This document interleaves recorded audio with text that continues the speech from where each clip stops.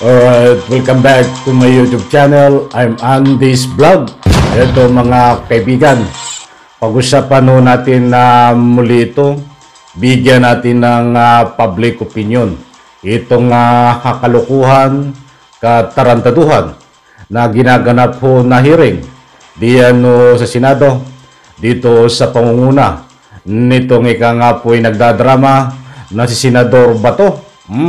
At siyempre kasama itong si Morales, at may nag-utos dito, lumalabas sa una at huli na kanilang galawan na investigasyon diyan sa Senado ay may utak dito. May nag-utos na ang layunin ay pabagsakin itong ating kasalukuyang gobyerno ngayon sa pamumuno ng ating Pangulong Kagalang-galang Bongbong Marcos.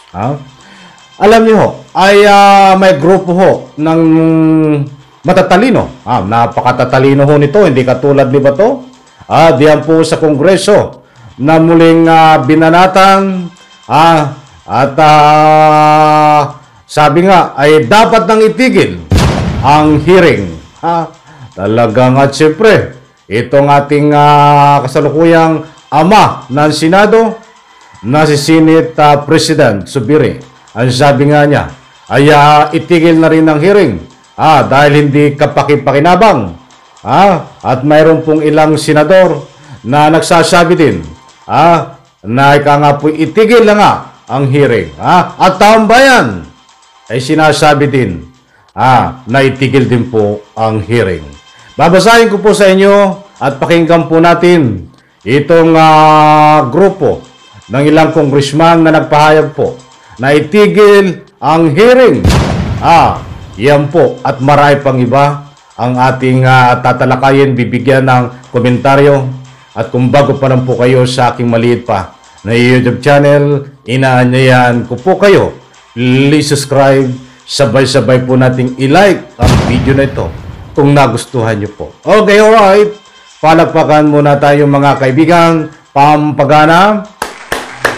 Shout out po sa lahat. Dire-diretso na po tayo. At itong mga kalukuhan na ginagawa diyan sa Senado ay mayroon pong pangatlo pang hearing na gaganapin. So bago po tayo magpatuloy ay dire-diretso ko na pong ito. Hindi ko na patatagalin. Pagkatapos ko pong ibigay sa inyo itong isang congressman na naman ang bumanat. Maganda po yung banat niya, mga kaibigan. Ito ay medyo mahaba-haba yung kanya sinabi ngayon. But yung mga nakaraang press conference ay dalawang word lang ang nasambit niya, but very meaningful at kapupulutan po ng aral. Ano nga ba ang sinabi niya noong mga nakaraang araw? Ang sabi niya ay kung hindi naman pakikinabangan ng taong bayan at hindi kapaki-pakinabang ang hearing na ginaganap diyan sa Senado, ay wag nang pag-ukulan ng pansin. Yan po ang sinabi before nitong si Congressman Suarez. But ito ay may panibagong pananaw na naman sa laysay tungkol dito sa kalukuhan na ginaganap na hearing diyan po sa Senado. Eto, pwede niyo po ako samahan, pakinggan, at para na naman ay lubos niyo pong maunawaan. Eto po, buhat ay Congressman Suarez at ang kanilang mga kasama. Grupo ito ng matitinig ng mga congressman diyan po sa Kongreso. Nagpahayag ng pagkadismaya si House Deputy Speaker at Quezon Representative David Suarez sa pagsasagawa ng pamunuan ng Senado sa mga pagdinig sa umano'y nag-leak na dokumento ng Philippine Drug Enforcement Agency na nagsayang lang umano ng oras at pera ang Senate Committee on Public Order and Illegal Drugs na pinamumunuan nitong si Senador Bato de la Rosa. Loko-loko to ako po ang may sabi noon. Hindi po siya. Dinugtungan ko lang Para naman tayo fair, di ba? And fact, yung credibility ng witness is questionable. Pati yung PDEA sinabi na walang katotohanan din yung binabanggit ni Morales. At ang hindi ko maintindihan, bakit ba pinapayagan when we know for a fact the number one, it's not true. Number two, he's lying. And number three, he has no evidence to show. Dagdag pa ni Suarez. Representative Suarez sa Senado, sayang lang oras, effort at pera. Nako, talagang yan po ang kapakipakinabang na pananaw, opinion. At siyempre, nagbabase siya sa galawan nitong loko-loko na si Senador Bato, mga kaibigan. Ang matindi doon ay nagsisinungaling. Itong witness, walang kredibilidad. Nadiskubre pa lang ay doon po sa unang hearing. Ay bakit ho nagkaroon pa ng parto?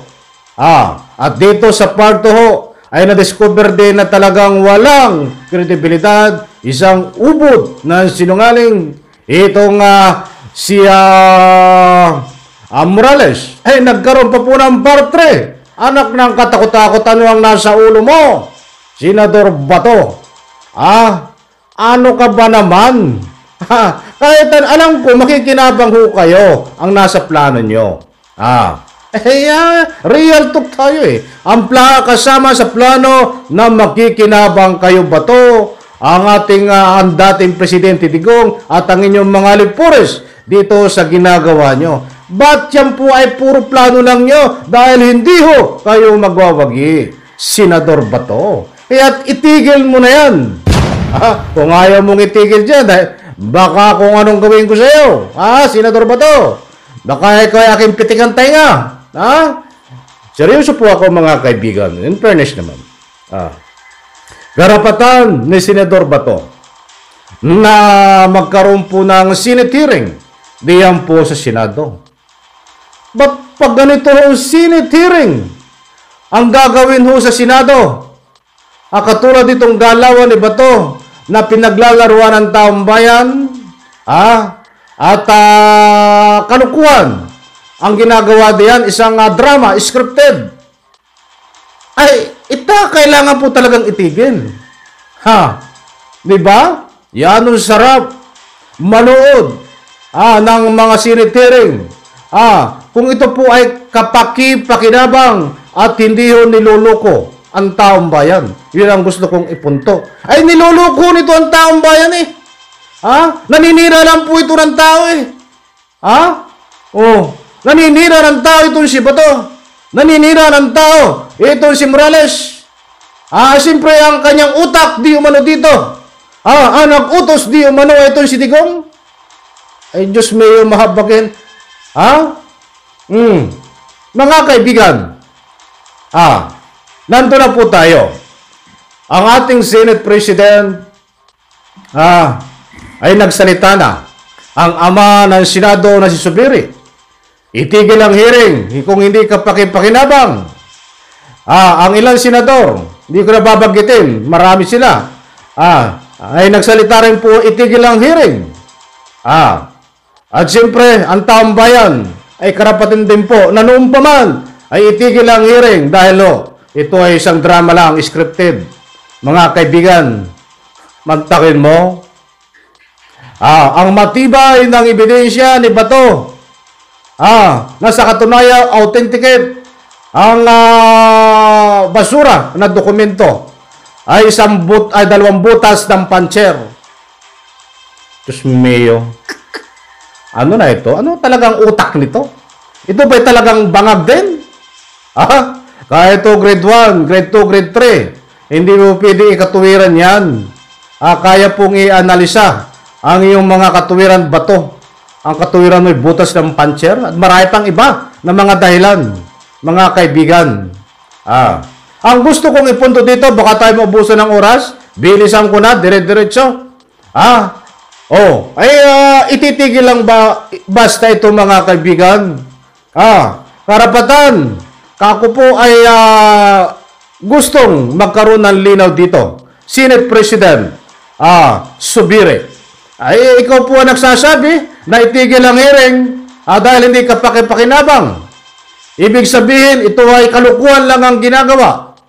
Oh. Bilang ama ho ng Senado, ano po ang action mo dito? Senate President Zubiri. Bilang ama ng Senado, yan ba ay basta ipatitigil mo lang? Ay malawak ho dito. Na ika nga po kung alam ko, malawak ang inyong pangunawa. Kaya nga ipatitigil nyo. Ay dahil kalukuhan lang ang ginagawa diyan sa Senado. Hindi po tunay na hearing, scripted ang lumalabas. At walang matibay na ebidensya, walang sustansya, gawa-gawaan lang ho. Yan ba ay nakapundo ka? Yan lang ba ang iyong palabra de honor na itigil ang hearing? Ako pala ay pwedeng gumawa. Bilang halimbawa ako isang senador. Ay pwedeng gumawa ng ganyan. Lukuhin ko ang Senado, lukuhin ko ang taong bayan, at kapag nahalata ang panluluko ko, ay ipatitigil lang? Ipatitigil lang ba, Senate President? Ang gusto kong ipunto mga kaibigan, bakit hindi bigyan ng leksyon ito? Bakit hindi bigyan ng leksyon itong si Bato? Bakit hindi bigyan ng leksyon itong si Morales? Bakit hindi bigyan ng leksyon ang kasangkot na vlogger dito? Mga kaibigan, tama po ba? Kung mali po ako dito sa aking public opinion komentaryo, punto de vista, tatanggapin ko po. Diyan po sa comment section, ay pwede po kayo magbigay ng anumang public opinion. Tungkol dito sa sinasabi ko, na dapat bang bigyan ng leksyon itong isang vlogger na ika nga po kasangkot dito na nandiyan sa Amerika, at itong si Bato, dapat bang bigyan ng leksyon, at itong si Morales, at kung sinong mastermind dito. Sa madalat salita, bigyan ng parusa, kaukulang parusa. Dahil kaya nga pinatitigil ang hearing diyan sa Senado ay maliwanag po na kalukuhan lamang. Maliwanag na kalukuhan lamang. Hindi ipatitigil ho yan. Kung ika nga ay talagang tunay, hindi gawa-gawaan lamang. Ay bagkus ang tanging lumalabas lang na ika nga po ay dapat lang itigil ang hearing. Huwag ganon, huwag lang itigil. Dahil ito ay gagawa at gagawa pa din ng kalukuhan, panluluko sa taong bayan kung basta ipatitigil ang hearing. Napakaganda ho, bigyan ng parusa itong si Bato, Morales at ang vlogger na sangkot dito. Yun ho ang gusto kong ipunto.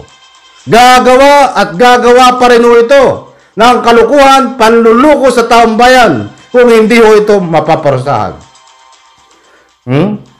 Okay, alright. Medyo yung sorry. Namamalat ang aking lalamunan. At sa lato ng aking mga taga-suporta, alam ko, naunawa nyo ang gusto kong ipunto dito. Maraming salamat diyan po sa comment section. Huwag nyo pong kalimutan magbigay ng anumang public opinion. Isang like lang po sa video na ito. Abangan po ang part 2 nito.